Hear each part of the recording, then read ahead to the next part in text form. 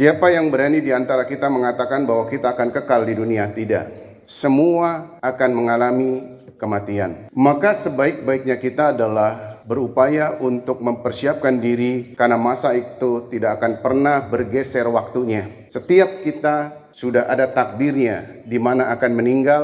Bagi kita adalah berupaya untuk meminta kepada Allah agar kita kelak mendapati kematian dalam kondisi yang baik, dalam kondisi husnul khatimah. Maka kita senantiasa berdoa untuk hal semacam ini. Anak-anak yang dirahmati Allah, maka ketika saya mengambil ibarat, kita ini seperti layaknya gelas. Maka ketika gelas itu dalam kondisi kosong, gelas itu bisa diisi dengan apapun yang kita kehendaki, yang kita mau. Gelas itu bisa kita masukkan air putih, bisa kita masukkan kopi, bisa kita masukkan teh, atau mungkin juga kita bisa memasukkan arak, minuman-minuman haram, tuak, narkoba, dan sebagainya. Maka ini adalah sesuatu yang akan terjadi pada diri kita manakala kita tidak memiliki filter. Oleh karena itu, bagi kita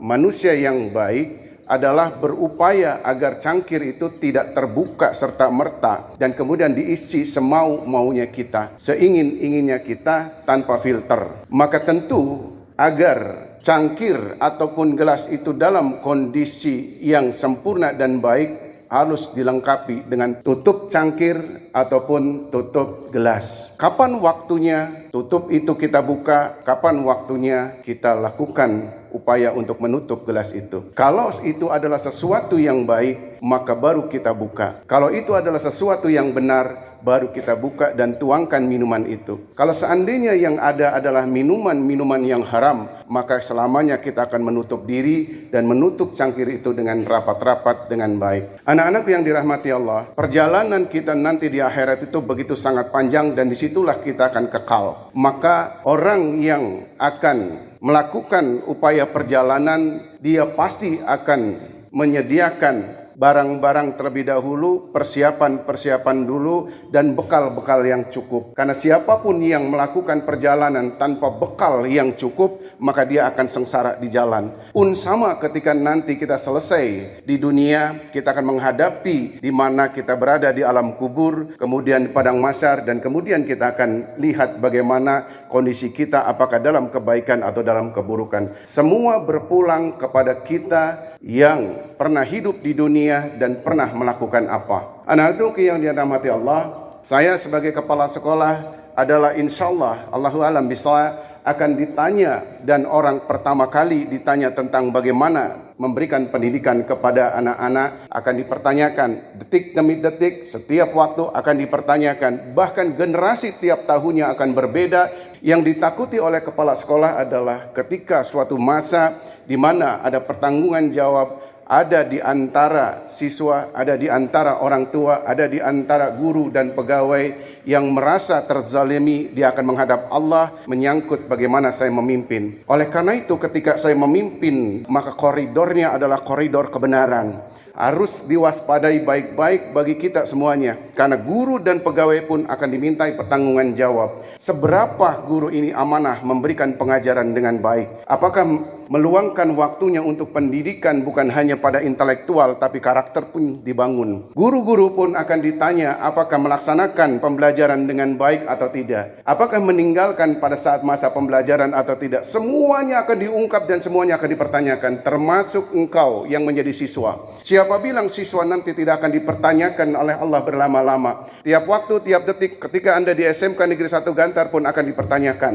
Anda berlaku apa di sekolah ini? Anda berbuat apa di sekolah ini? Apakah Anda termasuk orang yang amanah kepada orang tuanya atau tidak? Apakah Anda termasuk orang-orang yang baik untuk melaksanakan apa yang diinginkan oleh orang tuanya atau tidak? Pun ketika Anda bergaul, setiap pergaulan akan dipertanyakan, apakah Anda dalam pergaulannya dalam kondisi yang baik atau tidak, dan seterusnya. Anak-anak yang dirahmati Allah, bekal kita nanti begitu sangat dibutuhkan. Maka yang paling terpenting bagi kita, saya selalu mengungkapkan ini kepada Anda semuanya, khususnya kepada diri saya, adalah jangan pernah berani meninggalkan sholat. Karena dalam Quran bagaimana ada dialog, orang masuk neraka itu bukan karena amalannya yang kurang, bukan karena sedekahnya yang banyak itu berkurang, tidak. Dia bersedekah begitu sangat banyak, lisannya baik, perbuatannya baik, tapi hanya satu hal bagi muslim muslimah, dia tidak sholat. Jadi pondasi dasar yang paling utama bagi muslim muslimah adalah sholatlah dengan baik. Waktunya sholat, sholatlah dengan baik. Guru-guru kita mengajarkan dengan kondisi yang baik, maka ikutilah apa yang diperintahkan dan diinstruksikan oleh guru kita. Anak-anakku yang dirahmati Allah,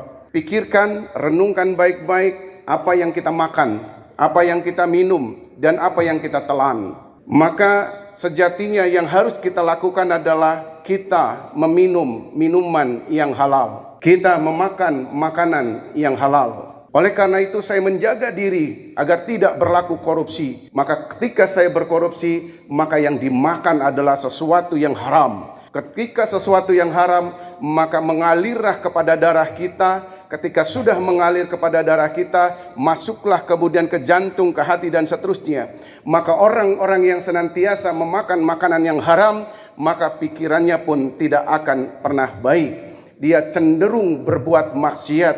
Dia lebih senang melangkah ke tempat-tempat maksiat. Dia berpikir pikiran-pikiran jorok, pikiran-pikiran yang tidaklah baik, pikiran-pikiran yang tidaklah benar. Berat bagi dia untuk melaksanakan sholat, berat bagi dia untuk membaca Quran dan sebagainya. Kenapa? Karena ada yang haram di perutnya, karena ada haram di darahnya, karena ada yang haram di otaknya dan sebagainya. Oleh karena itu anak-anakku yang dirahmati Allah, berpegang teguhlah kepada sesuatu yang baik. Kalau kita saat ini bergaul kemudian tersentuh dengan minuman keras, tinggalkan hari ini. Jangan ulangi kembali. Kalau kemarin kita bergaul dengan kawan-kawan kita, senantiasa kemudian kita telan minuman ataupun obat-obatan yang terlarang, bahkan narkoba, hindari itu. Karena itu tidak akan pernah manfaat. Ingat, siksa kubur adalah sesuatu yang hak.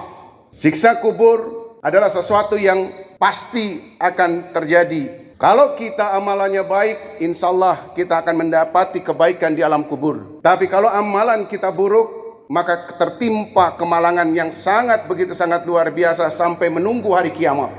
Maka ini patut direnungkan bagi kita untuk senantiasa menjaga diri kita, menjaga keluarga kita, agar diri kita selamat dari siksa api neraka, agar keluarga kita pun selamat dari siksa api neraka. Anak-anakku yang dirahmati Allah, pendidikan yang baik adalah menyeimbangkan antara kepentingan dunia dengan kepentingan akhirat. Karena Rasulullah menyampaikan, silakan Anda cari duniamu, semau-maunya engkau cari duniamu. Tapi Rasul berpesan, jangan pernah engkau lupakan tentang urusan akhirat.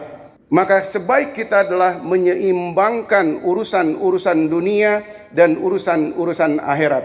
Siapa yang mendahulukan urusan akhirat, maka insya Allah dia mendapati urusan dunia. Tapi siapa yang mendahulukan urusan dunia, maka belum tentu dia mendapati urusan akhirat. Mudah-mudahan ini ada kebaikan buat kita semuanya, agar ke depan kita berlaku lebih baik lagi dan mempersiapkan diri sebelum masa kematian kita datang. Terima kasih. Wabillahi taufik wal hidayah. Assalamualaikum warahmatullahi wabarakatuh.